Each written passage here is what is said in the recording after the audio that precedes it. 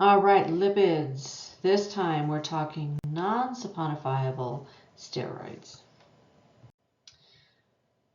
Okay, so this is the first time we're seeing something that is non-saponifiable, which means it's non-hydrolyzable, so we cannot undergo hydrolysis. All right, so the overall basic structure, in the next video we're going to be talking about one specific type of these molecules, but their basic structure is they have a set of 3 6-membered rings, which you can see on this picture. So here's a 6-membered ring. So A, B, and C are my 6-membered rings, and then they also will include a single 5-membered ring, and these are all fused together. Okay, so this is going to be our general basic structure for these types of compounds. All right, so cholesterol. It is the most abundant steroid in our body. As we talked about before, where these particular compounds contain 3 6-membered rings and 1 5-membered ring that are all fused together. Now, what comes off of this, what branches off of this, is going to determine, again, the structure, the behavior, and all of that. So this is what cholesterol looks like. Okay, so we're talking about cholesterol, and in the next couple of slides I'll talk about 2 different types of cholesterol. But essentially, it is transported from the liver to tissue by something called lipoproteins.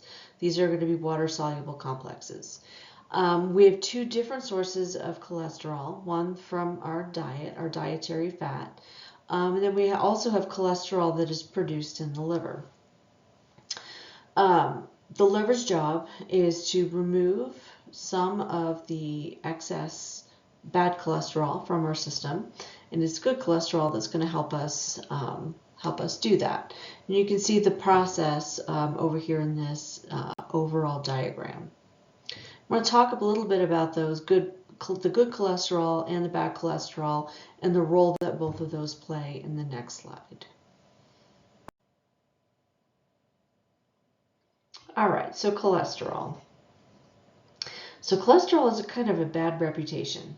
It is seen as being detrimental to your health. Cholesterol is actually a very important chemical in the body. It is important for the production of cell membranes, vitamin D, aids in digestion, so it's pretty important. But it is broken up into 2 different categories. We have our HDL, or high density lipoproteins. These are good cholesterol. And the role of this particular cholesterol is to transport that cholesterol from the tissues to the liver, where it will then be eliminated from the body. Talk about LDL, or the bad alcohol, or bad cholesterol, next. All right, LDLs. These are our low density lipoproteins, and these are considered your bad cholesterol. This is transporting cholesterol from the liver to tissues. Now, keeping in mind, cholesterol is important, right? It aids in cell membrane production, aids in digestion. The problem comes in when we have an overabundance of this LDL cholesterol.